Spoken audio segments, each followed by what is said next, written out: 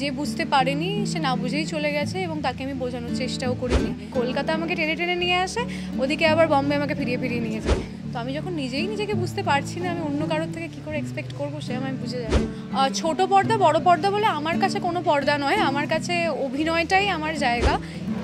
Tollywood থেকে বলিউড এখন তার অবাধ বিচরণ। আমার সঙ্গে রয়েছে অভিনেত্রী দেবচন্দ্রিমা সিংহ রায় আর আমি সুচরিতা।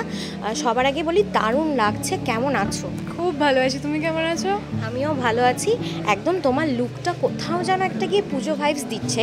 পুজো একদম দোরগোড়ায়, তার আগেই গণেশ চতুর্থী। আগেরবার আমরা দেখেছিলাম তুমি মুম্বাইতে বেশ জমকালোভাবে গণেশ চতুর্থীটা পালন করেছিলে, তো এইবারের কি প্ল্যান? এবারেও করব, ওখানে গণেশ চতুর্থী পালন করব, এখানে দুর্গাপুজোয় চলে আসবো, ব্যাস। তোমার এখন ফেস্টিভ্যাল চলবেই? হ্যাঁ, আমি খুব আনন্দে মজায় থাকতে ভালোবাসি, আর যখন সুযোগ আসছে কেন পালন করব না। কলকাতা টু মুম্বাই কোথাও কি কিছু হেডট্রিক হয়ে দাঁড়ায়? না না, খুব অল্প সময়ের ফ্লাইট, ঘুমোতে ঘুমোতে চলে যাই, ঘুমোতে ঘুমোতে চলে আসি। খুব মজা পাই আমি। কলকাতা আমাকে টেনে টেনে নিয়ে আসে, ওদিকে আবার বম্বে আমাকে ফিরিয়ে ফিরিয়ে নিয়ে যায়। সাথে সাথেই দু জায়গায় কাজ, সাথে তোমার দুজন ছোট্ট ছোট্ট সন্তান আছে, সমস্ত কিছু সামলে কাজ সামলে নিজেকে কতটা টাইম দিতে পারো?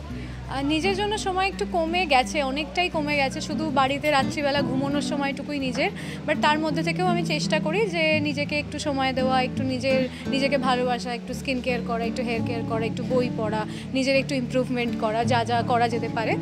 ম্যানেজ হয়ে যায়, 24 ঘন্টা অনেকটা সময়।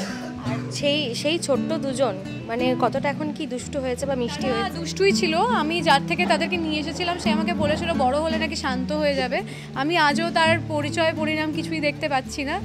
আমার বাড়িতে ঢুকলে বুঝতে পারবে যে এটা ছেঁড়া, ওটা ভাঙা, গাছের পাতা খেয়ে নিয়েছে। অ্যাকচুয়ালি কি আমি জানতে চাই, ছাগল নাকি অন্য কিছু, যা পায় সেটাই মুখে নিয়ে দৌড়াদৌড়ি করে, বাট আমার বাড়িটাকে ওরা মাতিয়ে রাখে। নতুন নতুন চরিত্র তো বটেই, সাথে সাথে জীবনেও নতুন নতুন চরিত্র অ্যাড হচ্ছে। সদ্য মাসি হয়েছে, ব্যাপারটা কেমন এনজয় করছো? দেখো, মাসি তো খানিকটা মায়ের মতোই। মাসি হয়েছি, আমার দিদি তার বিয়ে হয়ে গেছে, তার সন্তান হয়ে গেছে, এইটাই ভাবতে ভাবতে এটাকে বিশ্বাস করতে করতেই আমার হাফ টাইম চলে গেছে। কারণ যার সাথে ছোটোবেলায় জামা নিয়ে মারপিট করতাম, চুল ধরে টানাটানি করতাম, সেও মা হয়ে গেছে, এটা অ্যাকসেপ্ট করতে আমার অনেকটা সময় লেগে গেছে। বাট যখন আমি প্রথমবার গিয়ে ওকে কোলে নিয়েছি, আমি কোলে নিতে পারিনি, অতটা ছোটো ছিল। এখন তো বড় হয়ে গেছে এবং এখন প্রত্যেকটা কথায় ও রেসপন্ড করে, হাসে, কাঁদে, তো এটা দেখতে খুব ভালো লাগছে। মা ছোটোবেলায় বলতো যেদিন মা হবি সেদিন বুঝবি। সত্যি এটার অনুভূতিটা আলাদা। নিজের না মা হয়েই দিদির সন্তান তো নিজের সন্তানেরই মতো, কোথাও গিয়ে সেই অনুভূতিটা সত্যিই আলাদা।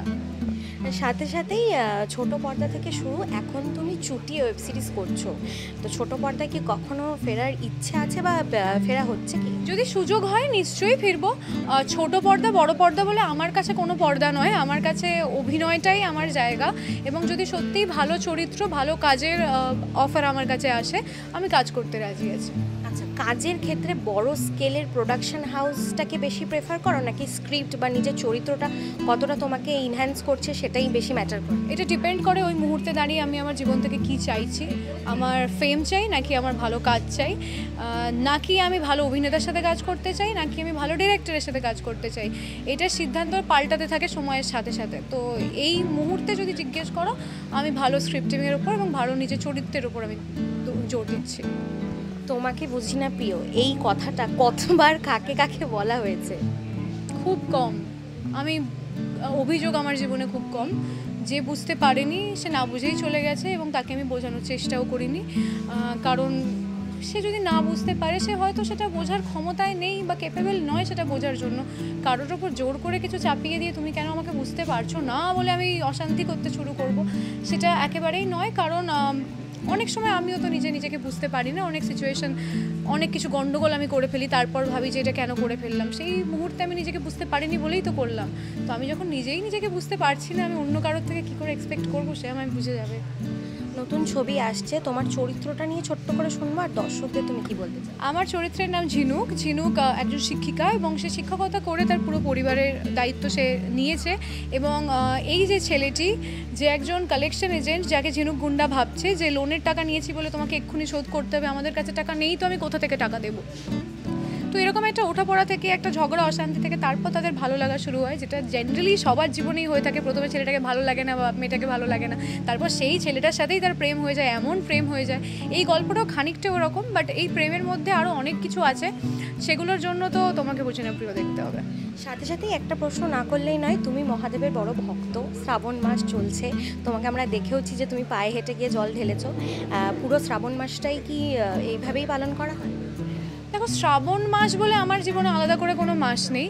আমি সারা বছরই শিব ঠাকুরকে ভালোবাসি, স্পেশালি শ্রাবণ মাসে আমার ভক্তি ডাবল হয়ে যাবে এবং সারা বছর ঠিক আছে এরকম নয়, কারণ আমি ওনাকে ভগবান বলে খুব কম মানি। আমি আত্মার সাথে, ওনার সাথে আমি কানেক্টেড ফিল করি এবং আমি আমার যে মাথায় ফুলটা লাগাই সেটা যদি মনে হয় আমাকে দেখে, আমাকে পরে ভালো লাগছে বলে তোমাকেও ভালো লাগতে পারে, আমি সেম ফুলটা খুলেই ওনাকে দিই। এমন নয় যে আমি মাথায় লাগিয়েছিলাম সেটা খারাপ হয়ে গেছে, আমি ভগবানকে দিতে পারি না।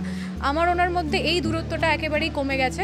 তো আলাদা করে শ্রাবণ মাস, তার জন্ম মাস অবশ্যই স্পেশাল আমার কাছে, যার জন্যই জল ঢালতে গেছিলাম।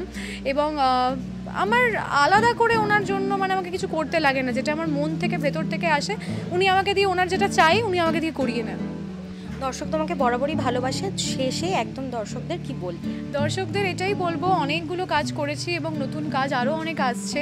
তোমাকে বুঝে না প্রিয় আসছে 15th অগস্ট, আপনারা সকলেই দেখুন এবং প্রচুর প্রচুর ভালোবাসা দিন।